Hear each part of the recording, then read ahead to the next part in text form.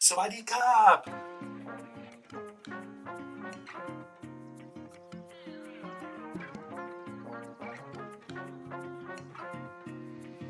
If you're new here, I'm Aaron, aka Vision Aaron, and by trade I am actually a fashion and celebrity makeup artist, but I travel the world for work and for fun, and I like to share some of my adventures with you, and I do everything that I do with creativity, not just in one realm of like makeup, or I actually share mostly things about my thrifting and finding materials for my costume making and doing upcycling and DIYs and those kind of things, and then go around the world in a creative way to dress up, and as part of my art project, kind of ongoing art project, I dress up and I go and I match things around the world. So you're going to see this and see some cool places when I go do it.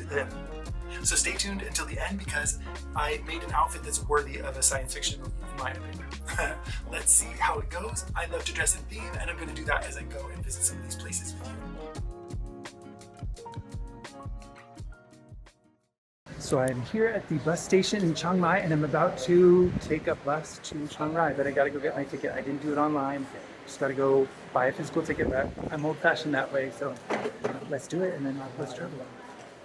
So I just got my ticket to Chiang Rai. I just waited in line. I didn't do it online or anything like that. I just went in the line and got it. But all of the buses are full until 5 p.m. So I have 2 hours to do something else. Maybe I'll look for a massage place and get an hour and a half massage, and then have 29 minutes to get to the bus. So let's see if I can do that.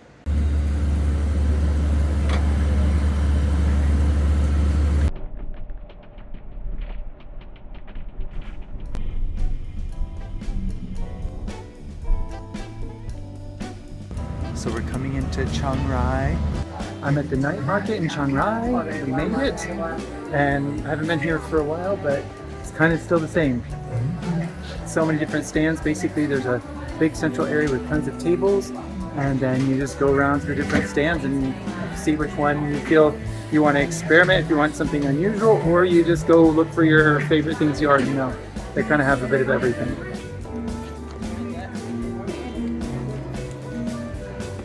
Looks good. The smoothie lady only charged me 50 baht for a smoothie with 3 different fruit options. In Bangkok, I usually, maybe it starts around 60, but then they make me charge me 80 if I add like several fruits to mix. But 50 baht, that's like 150 for a fruit smoothie, freshly made, and it's a little cheaper up here. Little things, but it's interesting to see the difference now that I'm used to the prices in Bangkok. They also have like live music up there. It's not very crowded, but it's kind of good because it's low season and means no line. Got my vegetables, kale with chicken and rice, and my smoothie and some live music. All is good. Check out this dragon bench here at my hotel in Chiang Rai. It's like a fully carved dragon out of wood. It's just for you to sit up on the bench like when you're going to breakfast. I just love how much workmanship and craftsmanship goes into every detail, like all over the place. There's like sculptures and cool creations. And just think how much time it took someone to make this bench and we sit on before I go to breakfast. Well, let's get some breakfast. The great thing about being here in off season is that it's kind of almost like the place myself, just a few other people, and I'm not going to run out of food, let's say.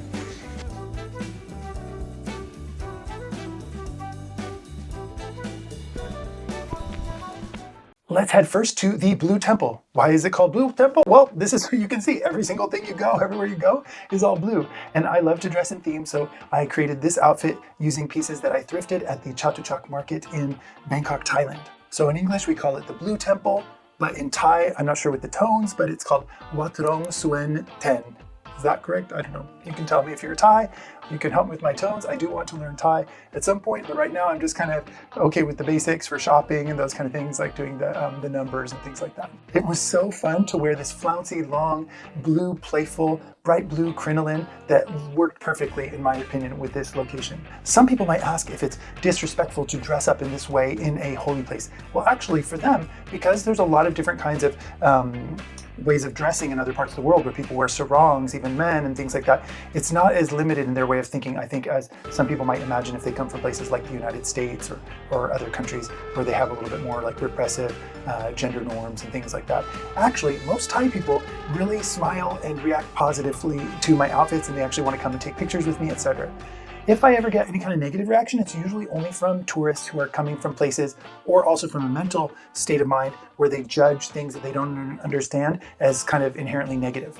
So I think it's actually just sometimes other tourists who maybe look at me badly, but otherwise most of the people when I go around, like the Thai people, they love it actually.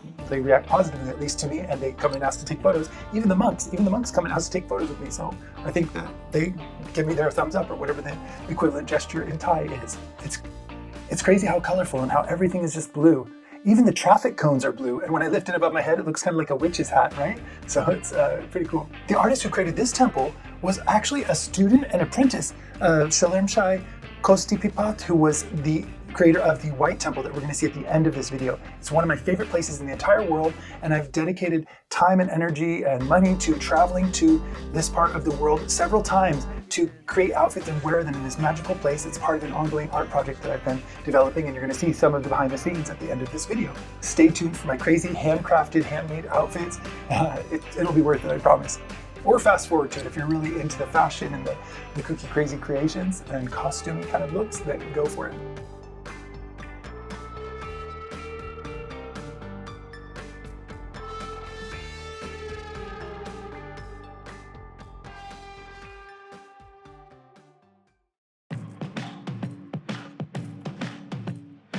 Now let's head over to the Black House. It's actually called Baan Dam, and it means black house because officially it's not a temple, even though it looks like a building that we would think of as like a Thai temple or something. But it also has a theme. It's all kind of black and brown and carved wood, and I really love it. I've been here many times, and I've also filmed here in part of my art project, even with my dad and my brother that I've involved them in many years ago, maybe over a decade ago, filming some things here as well. So it's really cool. It looks almost like a kind of dark and gothic kind of, at least from my Western references, of all these horns and thrones. They should totally use them for some kind of movie or TV scene because they're just so cool, these thrones made out of horns of water buffaloes and stuff like that. They have all these like alligator and crocodile type skins everywhere, and then they also have art inside of the main building that they show different like artworks there. And actually when I first started coming here, the artist Tuan Duchani, I'm sorry if I don't know the pronunciation, he was actually alive and he was there at the building when I would come before, but he has since passed. But his legacy lives on with his art and creativity, and I really love that these people who created these structures that are so fantastical and over the top, they live on through their work. You know, one can only dream. I don't think I'm ever going to be able to build anything to that degree, but it's still pretty cool to think of the legacy that these people have left with their creativity. And that people from all over the world come to visit it and to appreciate it even when they're gone. So that's pretty cool. There's also so much beautiful woodwork, like ornately crafted and carved wood. If you're into that, you should check out my previous video where I actually go to a special wood carving specialized street in Bangkok, Thailand, and I take you to the craziest hand-carved wooden temple or museum in the entire world, which is in Pattaya, Thailand. So check out the previous video if you're into wood carving, you're gonna love it. If you're new here and you're into color and creativity and traveling the world and doing it in a fun way, then you're in the right place. So please consider liking and subscribing because my channel is really small and I know that I haven't niched down like most channels do because then you get favored by the algorithm and stuff. So if you're here and you're somehow watching, then you should be subscribed. I need every little subscriber I can get, and maybe tell somebody else who you think might get my weird eccentric way of living and creative lifestyle and the things that I share with you here on my channel. So let's keep going, and I'm going to show you some more really cool things. Usually when I'm in Chiang Rai, I usually go to the White Temple more than once, and I went there also to film some of my outfits that I created that aren't as extreme as my kind of final costume.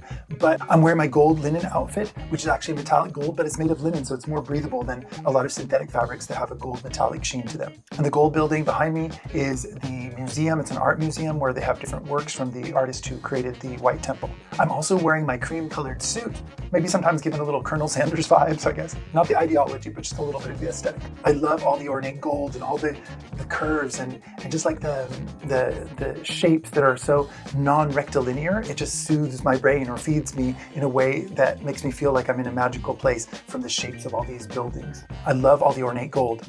check out this giant fish. And there's actually a little lizard underneath that just wouldn't move even though I came up close with my camera.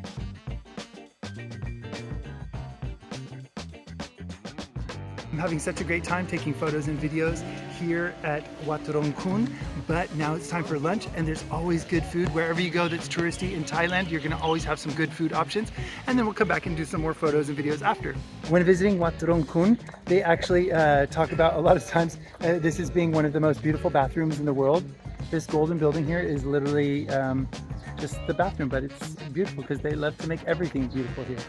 And of course, I matched the bathroom.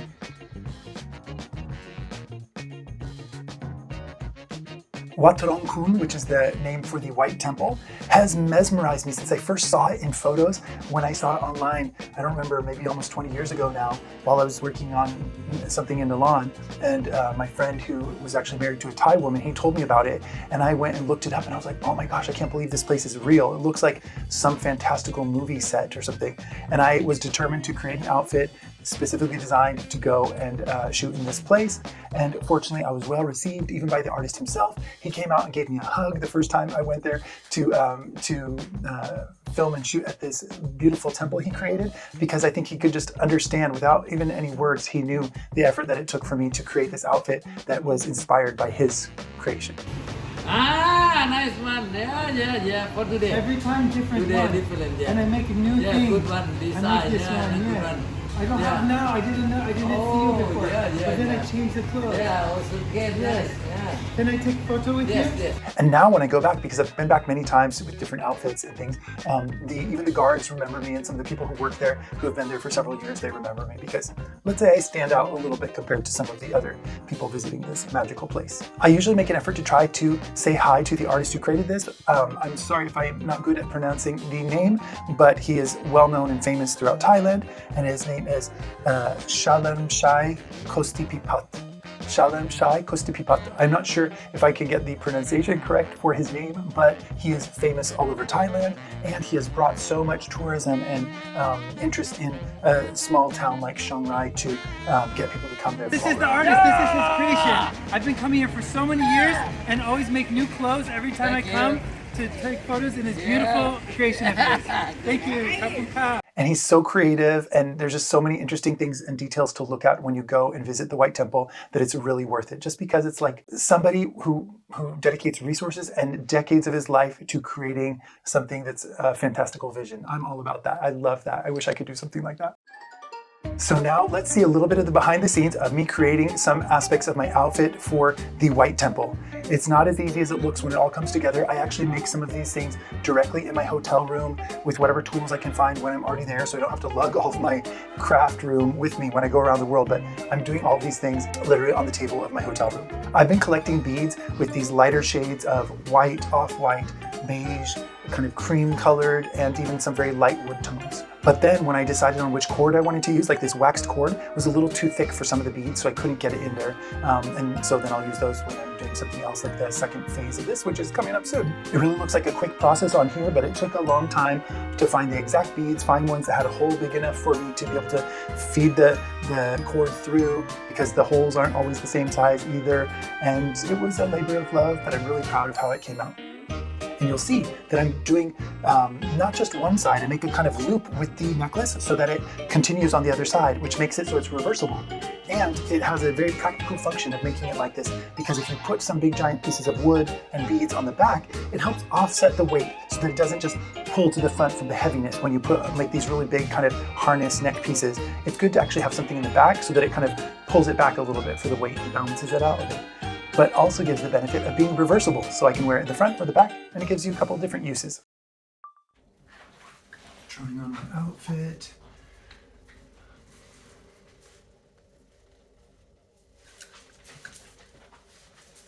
So I can either have this in the front, and I might do it with the other outfit that I have, the kind of cream colored suit, but this is one way. And then we can look at it when it's turned around. Two looks in one, or actually three, because these parts that hang down, they can clip on the back so that it makes them more of a harness shape. All right, So I can either wear this up high, or I can wear it lower, like this. Can you see me? I know there's weird lights, but you'll see it in the final video. I shouldn't reveal too much, actually. But yeah, this looks good too, actually. So I'm here at Wat Rong Khun, which is the White Temple in Chiang Rai, Thailand, and we're going to do some fun photos and videos today. Let's see what I come up with. It's actually a continuation of an art project I've been working on for many years, so this is just one day of that. Hopefully one day I'll present something from it to the public, but for now, it's just me and my creative kookiness. So here's the magical location, and I present my final look.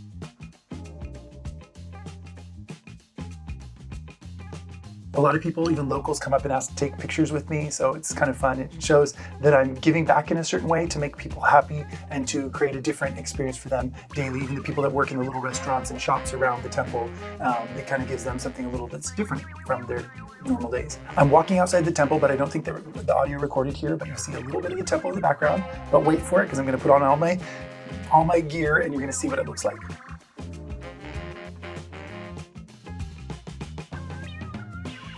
But it's really fun to really see how it moves and how I kind of get into this character of being like kind of a magical wizard who lives here in this palace. It really looks good even from the back when you see how it flows and moves, and the necklace and stuff. I really like that. If I can create an outfit that works from all different angles, that's great for filming. When you're doing photos, you can always kind of pin things in the back, but when you're doing filming, you kind of want things to work from all different angles. Something that you cannot see in these videos is how hot it is. You have to imagine that in Thailand, it's kind of like the summer, probably in whatever country you're from, and it's like that like most of the year, and I'm wearing multiple layers and like multiple things on my head, like wearing a winter hat on my head while being out in the hot sun.